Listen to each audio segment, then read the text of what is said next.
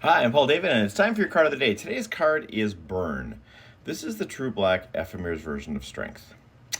Life's. I've said it before. I'll say it again because life will continue doing it. Sometimes we're faced with catastrophic defeats. Sometimes those defeats come from outside of us, forced upon us, and sometimes they come from within, our inner saboteur.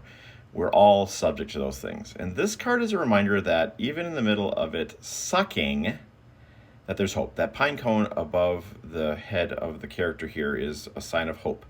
Sometimes in the fire, it takes the heat of the fire to open the pine cone. I was having a conversation with a friend of mine the other day and said, coal, if it just burns like this, it turns to ash, right? But if it is put under pressure, right, instead of allowing itself to be consumed, it allows the pressure to mold it and form it and shape it. It becomes a diamond. And that's the call for today, is in the middle of lifing.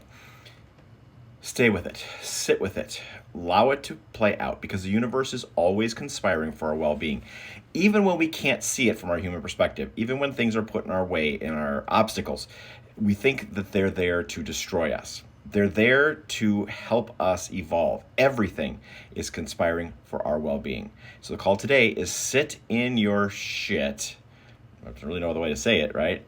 And understand that this is making you stronger, that the pressure is making you a diamond. If you let it consume you, if you get underneath the waves, if you drown, right, you will turn to ash.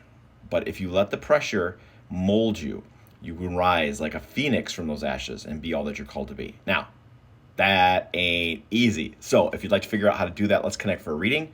I hope you have an amazing day.